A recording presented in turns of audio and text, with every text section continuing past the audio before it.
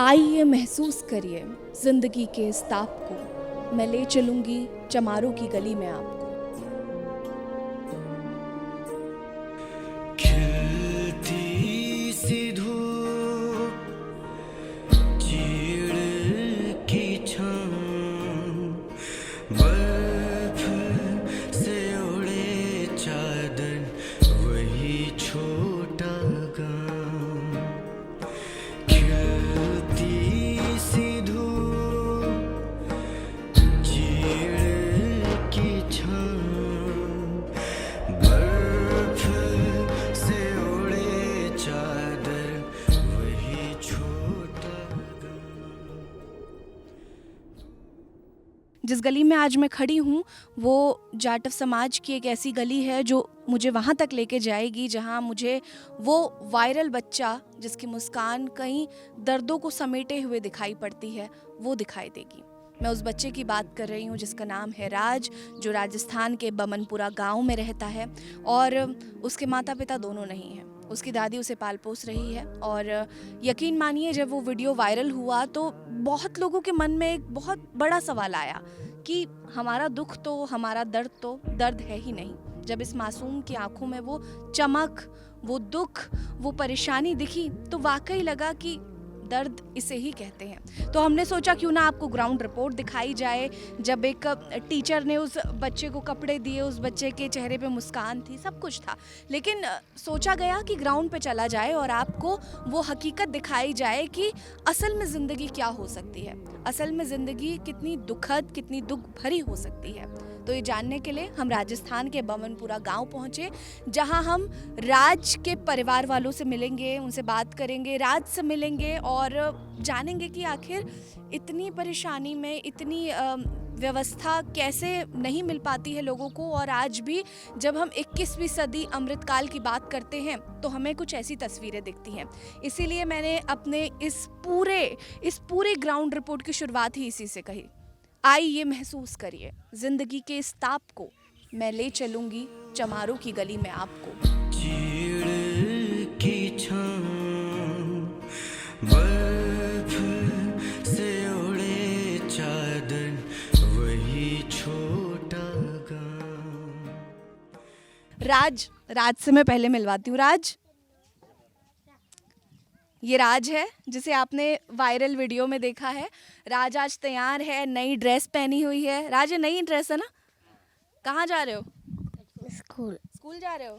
क्या क्या तुम, अब तो नई ड्रेस, शूज कहाँ हैं तुम्हारे? जूते रखे हैं? पहनोगे नहीं? नहीं पहनोगे? ऐसे ही जाओगे स्कूल? अच्छा, ख्याल कौन रखता है तुम्हारा? अम्मा अम्मा रखती हैं। ये बात हर उस बच्चे की है जो इस समाज से, इस धरती से है, जो आज इस दुख को झेल रहा है। और राज की अम्मा हमारे साथ हैं तो इनसे सबसे पहले बात करते हैं। बताइए, वीडियो वायरल हो गई पूरे देश में, देश भर के लोगों ने देखा, मदद तो मिली आपको? मिली सरकार से मिली, नहीं मिली? नहीं मिली है बेटा, नहीं मिली। ये एक बात बताइए, जब मैं आ रही थी रास्ते से तो मैंने घर देखे लोगों के, तो पक्के भी मकान थे लोगों के, है ना, पक्के पक्के मकान थे, लेकिन मुझे भी लगा कि राज का भी पक्का ही मकान होगा। मैं आई तो देखा कि झोपड़ी है यहाँ। झोपड़ी है बहन जी, कच्ची नहीं है। ये दो बालक हैं, एक बच्ची है, कुछ नहीं है, घर भी नहीं है, देख लो। ये छान पर फूस उड़ रहा। माँ बाप क्या हुआ राज के माँ बाप को? टक्कर हो, काम पे गया। पिता राज के एक्सीडेंट हुआ था? हाँ, एक्सीडेंट हो। कितना टाइम पहले? 6 महीना हो। 6 महीने पहले? हाँ, अब 6 महीना हो बेटा। और मम्मी राज की? मम्मी 7 ही साल लग गई। 7 साल पहले? राज कितने साल का है? हाँ, 1.5 साल का। राज अभी कितने साल का है? अभी 8 ही में जाए। मतलब जब राज 1.5 साल का था तब गुजर गई थी, गुजर गई। तो आपने पाला पूरा? करो, मैंने पाला। तो क्या यहाँ पर आवास योजना ये सब नहीं यहाँ पे चलती है? कच्ची नहीं चली हमारे को, मुँह पे जा हुआ का कच्ची नहीं हो। मैं हाथवा में ते परेशान को करे। हाँ? तो राशन है? राशन मिलता है? राशन काहे को मिले, गेहूं नहीं मिले। गेहूं नहीं मिलता, क्यों? या का आधार कार्ड नहीं है। किसका, राज का? हाँ। राज का आधार कार्ड नहीं है? नहीं है, अच्छा चलो, राज का नहीं है, आपका तो होगा आधार कार्ड। मेरा तो है। आपको राशन नहीं मिलता? नहीं मिले, गेहूँ नहीं मिले। मतलब एक बच्चे का अगर आधार कार्ड नहीं है तो पूरे परिवार को राशन नहीं मिल रहा है। और ये बुजुर्ग महिला यहाँ राज का पालन पोषण कर रही हैं। राज की बहन है, मैं बुलाना चाहूँगी, मैं बैठ जाती हूँ उधर। नहीं, बैठ जाती हूँ। तो राज की बहन भी है, आओ इधर। राज की बहन है, राज है, और राज का एक भाई भी है बड़ा। तो सबसे छोटा राज है, जो कि सब, ये वाला राज सबसे छोटा है जो पहली कक्षा में पढ़ता है। और उसके बाद ये वाला राज है, इसका नाम भी राज ही है। ये राज का बड़ा भाई है जो कि पाँचवीं में पढ़ते हो, 5वीं में पढ़ता है। और ये राज की सबसे बड़ी बहन है जो कि 7वीं में पढ़ती है। तो ये एक संयुक्त परिवार है, छोटा परिवार है। लेकिन इस परिवार, बैठ जाओ राज, बैठ जाओ। लेकिन इस परिवार का पालन पोषण इनकी दादी कर रही हैं। अब सवाल यहाँ ये उठता है कि एक अकेली महिला परिवार को संभाल रही है, लेकिन इस परिवार को ना राशन देती है सरकार, ना घर है पक्का, पानी और बिजली तो छोड़ दीजिए। सबसे पहले होता है घर, जो घर भी नहीं है किसी के पास, ऐसी झोपड़ी है और पक्की नहीं है वो भी। अभी बरसात होगी, बहुत सारी चीज़ें हैं, तूफान आएगा, बरसात होगी, तो मुझे नहीं पता ये गुजर बसर कैसे करेंगी। तो राज की स्टोरी तो वायरल हुई क्योंकि उनके टीचर ने एक वीडियो बनाई और तमाम लोगों ने उसको देखा, सपोर्ट किया। तो राशन पानी तो आपको मिला फिर, है ना? और राज के टीचर ने जो जितनी भी राशि इकट्ठा की थी उससे राशन तो मिल गया, है ना? लेकिन जितना वो अध्यापक कर सके, जितना वो टीचर कर सके, उसके अलावा मेरा सवाल है, जिनको ये लोग वोट देते हैं वो सरकार है, जो हमारा सब कुछ गुजर बसर करने के लिए जो जिनसे हम सवाल कर सकते हैं वो सरकार है। तो विपक्ष तो शायद छोड़ दीजिए, लेकिन जो सत्ता में बैठी सरकार है उनसे मेरा सवाल है कि ऐसे तमाम घर हैं, तमाम लोग हैं जो बहुत बुरी कंडीशन में हैं, उन लोगों का ख्याल आप नहीं रखेंगे तो कौन रखेगा? उन लोग को मूलभूत सुविधाएं अगर आप नहीं देंगे तो और कौन देगा? सीधा सा सवाल। बिजली आती है आपके वहाँ? बिजली तो आ रही है, पर पानी तो ही नहीं। बुई लगा के गए, पानी नहीं है, मतलब पानी पीवे को नहीं। पीने वाला पानी नहीं आता? कैसा पानी आता है? वैसे ही आवे, पिए बोरन पे तो दूसरे के पे। गंदा पानी आता है पीने के लिए? है ही नहीं पानी। अच्छा, आपका नहीं है पानी? हाँ, मेरा नहीं है। तो कहाँ से लेते हो पानी आप? बटनिया पे थे आस-पास, इतने लिया में बितने लिया। आपको विधवा पेंशन मिलती है? 1000 रुपये, 1200 रुपये, 1000 हाँ, 1200? कब 1000 कब 1200। कितने साल से मिल रही है? ऐसे मिल रही है 5-6 साल। हाँ, हर महीने आती है? हर महीना। क्या बनना चाहती हो बड़ी होके? पढ़ोगी आगे? हाँ, पढ़ोगी, पढ़ना चाहती हो? क्या बनोगी? कुछ सोचा है कि मुझे कुछ करना है, कुछ बनना है, कुछ सोचा है? बोलो, तुम डरो मत, बोलो। कुछ बनना चाहती हो? क्या सोचा है कुछ? वही, जब आप ऐसी जगहों पर जाते हैं तो यूजुअली बच्चे उतना नहीं खुलकर बोल पाते हैं क्योंकि माहौल की भी चीज़ें होती हैं। आपको उस तरह का माहौल नहीं मिला, और पहली बार जब आपसे कोई ऐसा अनजान मिले तो वो मुश्किल होता है अपनी बातों को कह पाना। लेकिन अगर हम इनके चेहरे देखें तो शायद हमें बहुत कुछ समझ आ जाए, बहुत कुछ पता चल जाए। तो ये सोचने वाली बात है कि हम अगर इतने सालों से विकास की बात कर रहे हैं तो क्या राजस्थान में 2023 से भाजपा की सरकार है, और ऐसे तमाम छुपे हुए गांव हैं जिनके बारे में आप और हम नहीं जानते, हमें नहीं पता है। वो तो राज वायरल हो गया तो हम यहाँ पहुँच गए। आज राज ने सबको VIP बना दिया। हाँ राज, मज़ा आ रहा है? मज़ा आ रहा है? हाँ, टॉयज़ मिले तुम्हें, खिलौने मिले खेलने के लिए, बढ़िया।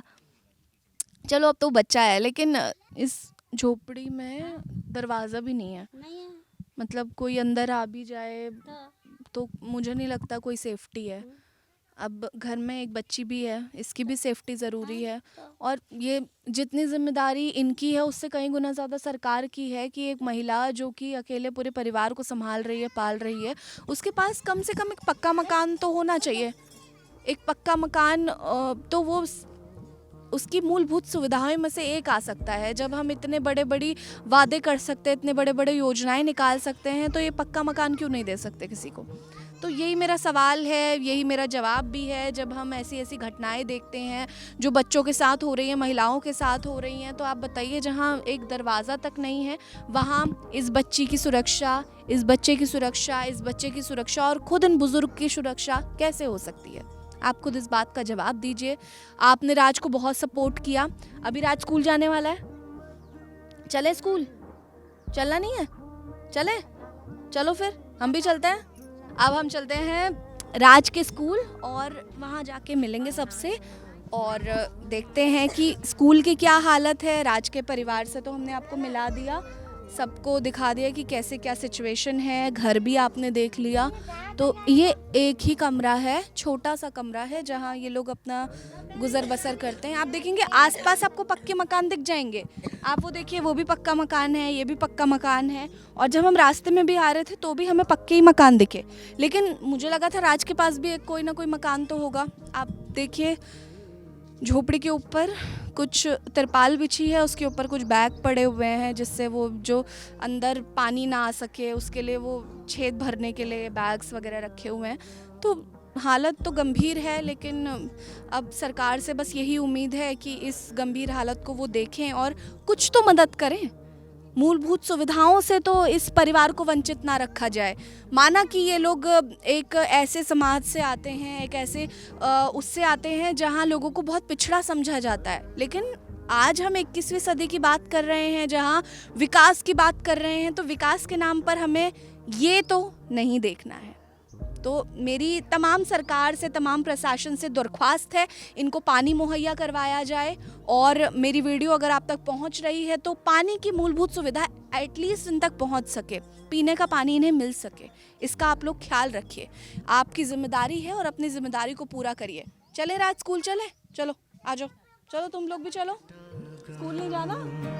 चलो फिर। खिलती सी धूप, चीड़ की छाँव, बर्फ से ओढ़े चादर, वही छोटा गम, दूध सा ये पानी, धूंगे के भाव, निकल पड़े हैं ये नन्हे नन्हे पाँव।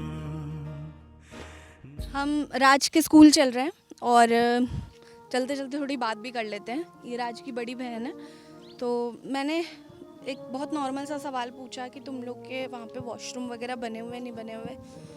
तो शी साइड की नहीं बने हुए। मतलब मुझे समझ नहीं आ रहा मैं क्या बोलूँ। ये 2026 है जब हम वीडियो शूट कर रहे हैं और शी साइड की उसके घर में वॉशरूम नहीं है। क्या नाम है तुम्हारा? तनिष्का। कौन? तनिष्का। तनिष्का। तनिष्का, तो बाथरूम नहीं है तुम्हारे वहाँ? नहीं। नहाने के लिए भी नहीं है? नहीं। कहाँ नहाती हो? बाहर। खुले में? तनिष्का अभी 7वीं कक्षा में पढ़ती है। कितने साल की हो? 13 साल। 13 साल की है अभी। तनिष्का 7वीं में पढ़ती है, 13 साल की है। इसके वहाँ नहाने के लिए बाथरूम नहीं है और वॉशरूम है, टॉयलेट वगैरह नहीं। शौचालय भी नहीं है। कहाँ जाते हो फिर तुम लोग? खेतों में। तुम भी? ये बच्ची आज भी खेतों में जाती है वॉशरूम टॉयलेट्स के लिए। यहाँ तमाम लोगों की कोठियाँ बनी हुई है। सबसे चौंकाने वाली बात यह है कि तमाम लोगों के इतने बड़े बड़े घर हैं, कोठियाँ हैं, और ये बच्ची जो अभी 13 साल की है, 7वीं में पढ़ती है, इसके पास ऐसी कोई जगह नहीं है जहाँ ये सेफ महसूस कर सके, जहाँ ये सुरक्षित हो। तो जब हम महिला सुरक्षा की बात करते हैं तो ये भी तो बच्ची है, ये भी तो लड़की है, इसकी सुरक्षा किसकी है, किसकी जिम्मेदारी है? ये प्रशासन पे बहुत बड़ा सवाल खड़ा उठता है। प्रशासन पे, सरकार पे, सब पे। आप ये मत सोचिए कि किस किस का आप ख्याल रखेंगे, आपकी जिम्मेदारी है सबका ख्याल रखना, आप ही की ड्यूटी है। ये हमारी और और किसी की जिम्मेदारी नहीं है। हमने आप तक खबर पहुंचाई है, अब आपका काम है इस पर व्यवस्था करवाना, इन बच्चों का ख्याल रखना। इस बच्चे की सेफ्टी हमारी सरकार की सबसे बड़ी जिम्मेदारी है। और मैं आशा करती हूँ मेरी ये वीडियो जब पहुंचेगी आप लोगों तक तो आप लोग अपनी जिम्मेदारी को पूरा करेंगे। इस बच्ची के पास रहने के लिए एक सेफ प्लेस होगा, एक घर होगा और उसके साथ एक शौचालय तो होना ही चाहिए, ज़रूरी है। तो देखते हैं क्या इस पे एक्शन होता है और कब तक होता है, और इन बच्चों को कब इनके अधिकारों तक आप पहुंचाएंगे, नहीं पहुंचाएंगे, या आप लोग जानें। तो आगे चलते हैं, स्कूल देखते हैं पहले। तो स्कूल कैसा है इन लोगों का? बच्चे तो बता रहे हैं काफ़ी अच्छा है, सब कुछ है वहाँ पर सुविधा। देखते हैं बाकी क्या होता है।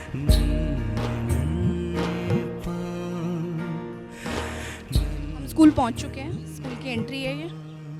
देखते हैं अंदर क्या होता है।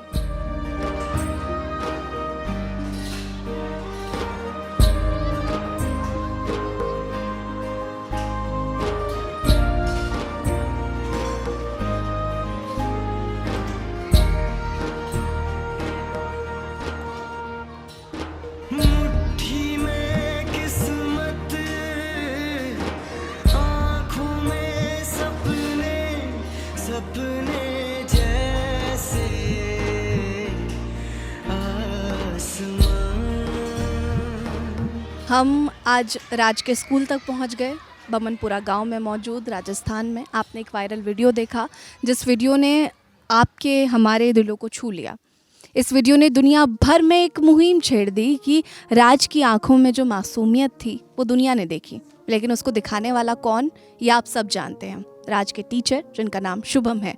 तो हमने सोचा क्यों ना शुभम जी से बात की जाए और जाना जाए कि टीचर तो हर कोई होता है, लेकिन एक रिवॉल्यूशन लाने वाले टीचर बहुत कम होते हैं। और अगर ऐसे टीचर, ऐसे शिक्षक अगर हर जगह मौजूद हों, शायद एक अलग दुनिया बस जाए, एक अलग दुनिया का निर्माण हो जाए। तो हम पहुँचे हैं राजस्थान के गांव में, जहां पर हमारे साथ राज भी मौजूद हैं, राज के टीचर भी मौजूद हैं। सुबह से हम आपको दिखाते आ रहे हैं कि राज का स्केड्यूल कैसे शुरू हुआ, राज कैसे तैयार हुआ, अपनी दादी से उसका कैसा रिलेशन है। अब पहुँचे टीचर के पास तो यहाँ तो ज़्यादा लाड है दादी से ज़्यादा लाड टीचर के साथ है। थैंक यू शुभम जी, आपने इतना बेहतरीन वीडियो डाला और इतना सपोर्ट आपको मिला, वो सबसे बड़ी बात थी। Thank you so much ma'am, ये सब आप लोगों का प्यार ही है, वरना मैं अकेला तो क्या ही कर सकता था। और ये उद्देश्य यही था कि वीडियो डाल के जो भी ऐसे लोग हों जो राज की हेल्प कर पाएँ, राज के लिए आगे आ पाएँ। तो मैं अपने जो मेरा उद्देश्य था उसमें मुझे सफलता मिली और राज के लिए बहुत से लोगों ने बहुत प्यार भेजा, बहुत से गिफ्ट्स भेजे, कईयों ने कुछ धनराशि भेजी, वित्तीय सहायता भेजी। तो जो भी सहायता हो पाई वो कल आपने वीडियो देखा होगा। राज को हम अपने घर भी लेके गए, मॉल लेके गए, वहाँ से राज और उसकी जो फैमिली, दादी, दोनों भाई बहन, सभी लोगों ने जो भी ज़रूरत की चीज़ें थीं, रोज़मर्रा की जो सामान थे, बर्तन, खाने पीने की जो चीज़ें, बच्चों के लिए जो टॉयज़, तो जो भी चीज़ें बच्चों ने ली वो सारी चीज़ें उनको उपलब्ध हुई और काफ़ी खुश सभी लोग हुए। बहुत आशीर्वाद दिया, दादी ने बहुत आशीर्वाद दिया। और जब रात्रि में यहाँ छोड़ने आए तो आपने देखा ही होगा कि सभी लोगों ने बहुत अच्छे से वेलकम किया, विधायक जी भी यहाँ मौजूद थी। बहुत अच्छा लग रहा है कि हाँ, मेरी जो पहल थी, जिसके लिए मैं काम कर रहा था, वो अब कारगर साबित हो रही है। राज जैसे और भी जो बच्चे हैं उन्हें भी धीरे धीरे करके मदद मिलना शुरू हो रही है। अच्छा, पता है क्या है, मैं मतलब राज के बारे में तो दुनिया ने जान लिया, राज को आपने दिखा दिया, राज की मदद आपने कर दी और होपफुली आप सभी के सपोर्ट से वो वीडियो वायरल चला गया और राज की मदद हो गई, उसके परिवार की मदद हो गई। लेकिन अब आपके बारे में लोग बहुत जानना चाहते हैं, शुभम कौन है, क्या करते हैं, कैसे वो इसकी मदद कर पा रहे हैं और क्यों आपको ऐसा लगा कि आपको मदद करनी चाहिए? क्योंकि टीचर तो हर कोई होता है, आप पहले भी बच्चों को पढ़ाते होंगे, लेकिन फिर क्यों ऐसा लगा कि करनी चाहिए? एक्चुअली मैम, जब मैं छोटा था तो मैं लगभग 6 साल मेरी उम्र थी, उस समय मेरे पिताजी भी मुझे छोड़ के इस दुनिया से चले गए थे। जैसे राज और ये 3 भाई बहन हैं, वैसे ही मैं, मेरी बहन और मेरा भाई, हम तीनों भी, हमारे सर से हमारे पिताजी का साया छूट गया। हमारी माताजी विधवा हो गई।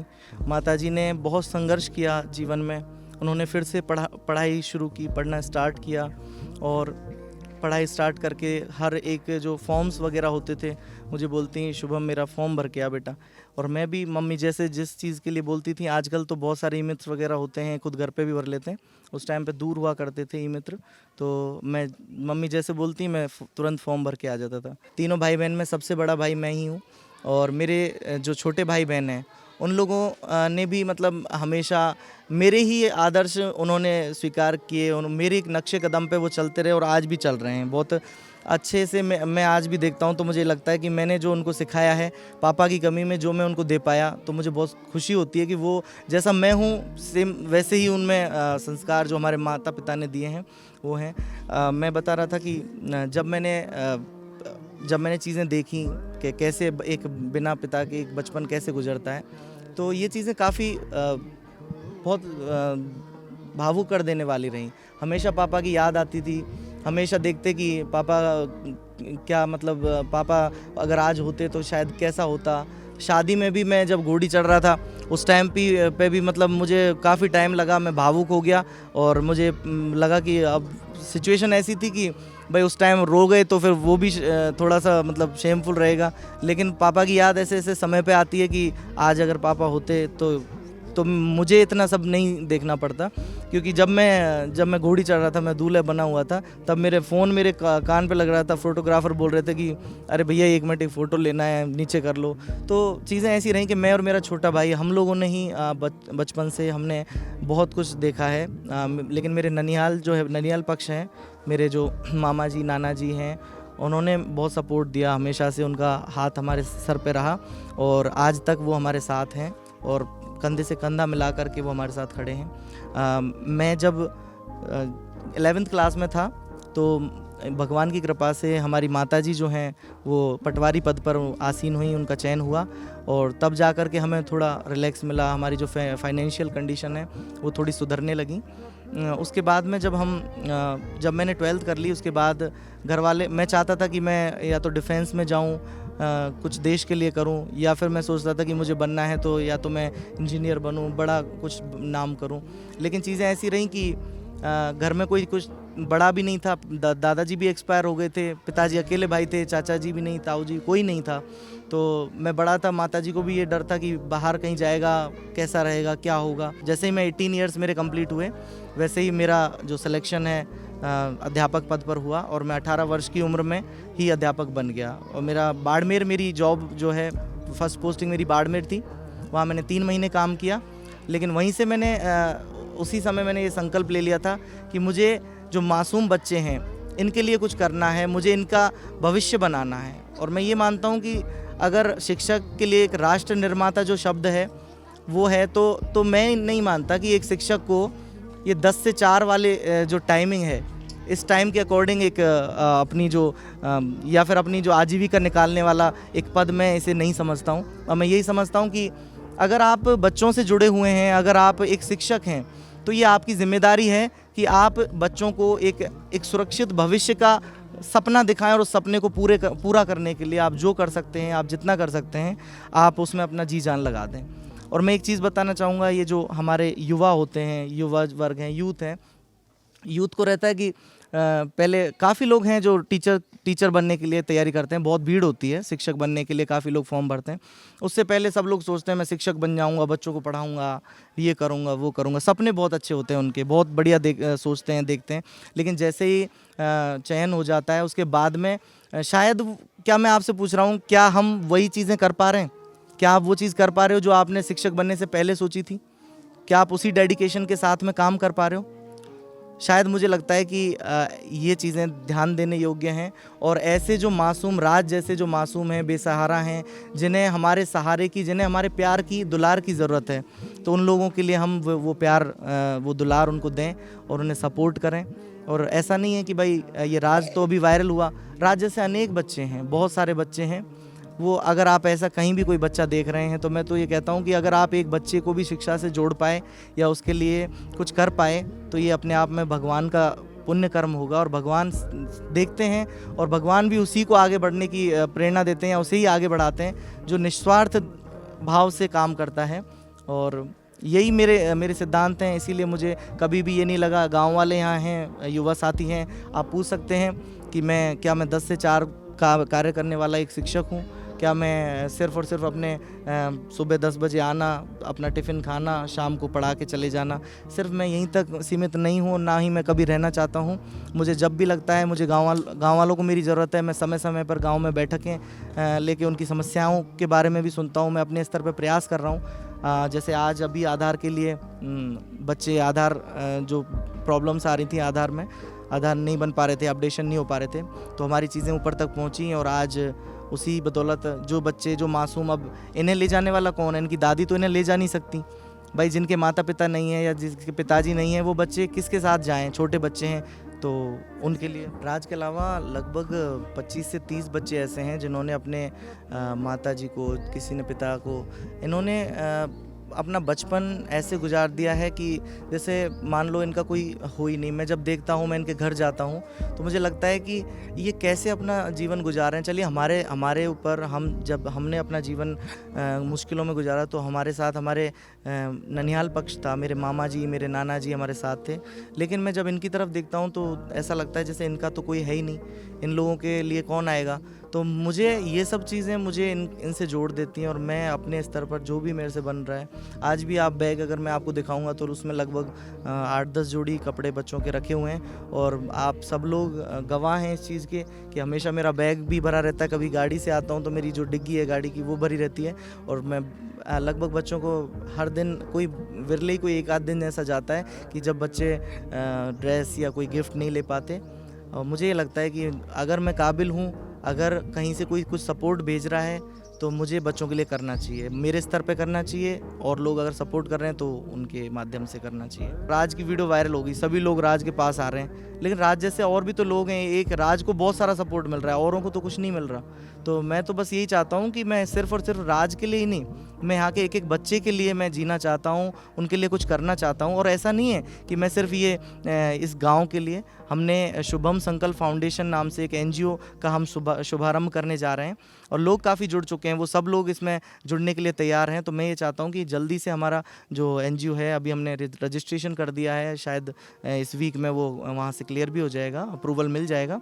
तो हम ऐसे लोगों के लिए, ऐसे बच्चों के लिए हम बहुत कुछ करना चाहते हैं। और वर्तमान में जो गाड़िया लोहार घुमंतू समुदाय के कुछ लोग जो यहाँ हिंडौन में निवास करते हैं, झुग्गी झोंपड़ियों में रहते हैं, उन ऐसे लोगों के लिए हमने जो आदरणीय CBO साहब हैं दयाल सिंह जी, उनके नेतृत्व में, उनकी अध्यक्षता में मैं सचिव के तौर पे उसमें काम कर रहा हूँ। और गूंज फाउंडेशन का हमने एक शुभारंभ किया है। और उसमें हम ऐसे घुमंतू, अर्ध घुमंतू, जो गाड़िया लोहारों के जो बच्चे हैं, जो शिक्षा नाम को नहीं पहचानते हैं, जो नहाना भी नहीं जानते हैं, जो पता नहीं कितने दिन उनको नहाए हुए या फिर उनको ढंग का खाना खाए हुए, तो हम ऐसे बच्चों के लिए हमने एक संस्कार केंद्र खोला है। और उसमें प्रतिदिन हम 1-1.5 घंटा उन बच्चों को शिक्षा और संस्कार सिखाते हैं। तो हम ये चाहते हैं कि ये जो मुस्कान है ना इन बच्चों की, ये बनी रहे। ज़रूरी नहीं कि इस विद्यालय के ही बच्चे ज़रूरतमंद हैं। आप लोग, मैं सभी लोगों से अपील करना चाहूँगा कि ये संवेदनशीलता अपने अंदर ऐसी पैदा करें कि जहाँ कहीं भी जो ज़रूरतमंद है, कोई भी बच्चा ऐसा है, कोई आपको दिखे अपने आसपास की, जो अपने जीवन से जूझ रहा है, जो समस्याओं में है, जो अपने लिए कुछ आपसे मांग रहा है, तो प्लीज़ आप ऐसे लोगों की मदद कीजिए, ऐसे बेसहारा लोगों को सहारा दीजिए। ये अपील बहुत ज़रूरी थी और ये आपको समझना बहुत ज़रूरी है कि जिम्मेदारी आपकी भी बनती है और ज़रूरी है मदद करना, ना कि वायरल होना। तो शुभम सर ने सबसे बड़ा उदाहरण हम सबके सामने सेट किया है। उन्होंने बेशक एक वीडियो बना के लोगों तक ये मैसेज पहुंचाया, लेकिन इसलिए ताकि मदद मिल सके, लोगों की मदद और बढ़ सके, आगे आ सके ऐसे लोग जो मदद करना चाहते हैं। और राज जैसे बच्चे जिनके चेहरों पे आज मुस्कान है, जिनके घर में आज खाने के लिए 2 रोटी हैं, अनाज का दाना है, उनकी आप सब लोगों की मदद बहुत ज़रूरी है। तो आप भी जुड़िए शुभम सर के साथ और उनके संकल्प के साथ। हम आपको बहुत बहुत शुभकामनाएं देते हैं इसके लिए और उम्मीद करते हैं भविष्य में आपकी तरफ से और भी बहुत सारे काम होंगे और बहुत सारी वीडियोस हमें देखने के लिए मिलेंगी। बिल्कुल बिल्कुल, आपका बहुत बहुत शुक्रिया। आप लोगों ने ही आज मतलब राज को वायरल किया है, आप लोगों ने ही इस गांव को वायरल किया है। और जो गांव के जो लोग हैं वो मुझे कॉल्स कर रहे हैं, बोल रहे हैं गुरुजी आज तक जब हम जिन लोगों के चक्कर काटते थे, हम जिन लोगों से कहते थे कि हमें मिलना है या हम कोई समस्या लेकर के अगर जाते थे तब हमें समय नहीं मिलता था, तब लोग हमसे मिल नहीं पाते थे।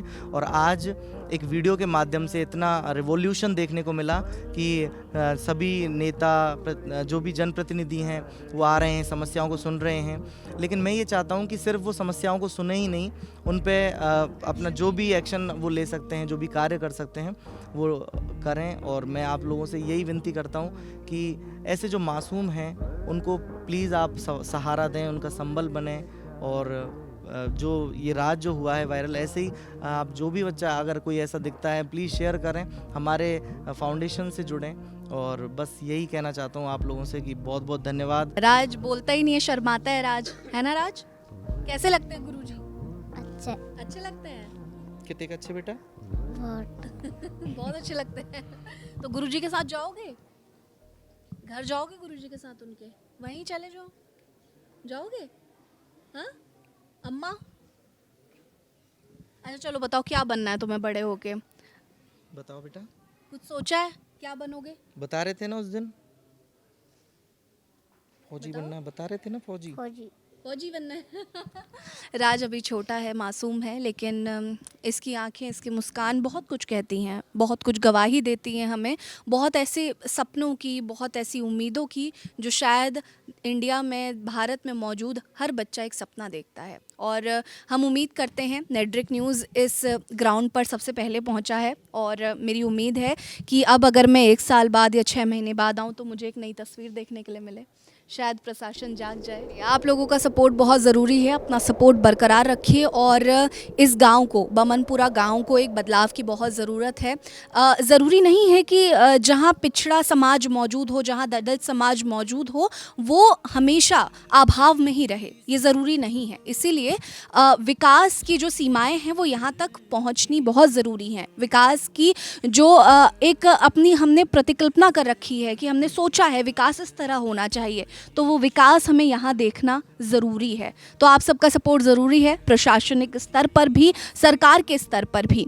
तो जो मूलभूत सुविधाएं हैं, मैं चाहती हूँ यहाँ इस गांव तक पहुँचे, बमनपुरा गांव को वो मूलभूत सुविधाएं मिले, घर मिल सके, पानी की व्यवस्था हो सके, रोज़गार की व्यवस्था हो सके, अनाज की व्यवस्था हो सके, और सबसे ज़रूरी शौचालय बहुत ज़रूरी है, वो यहाँ पहुँच सके, इसकी मेरी उम्मीद है। मैं आशा करती हूँ मेरी ये रिपोर्ट कुछ रंग लेकर आएगी और आप तक एक नया मैसेज छोड़ कर जाएगी। और आप सभी इस वीडियो को सपोर्ट करिए, इसको तमाम प्रशासनिक सेंटरों तक पहुँचाइए ताकि इस पर कुछ एक्शन हो सके। हमारे साथ बने रहिएगा। नमस्कार।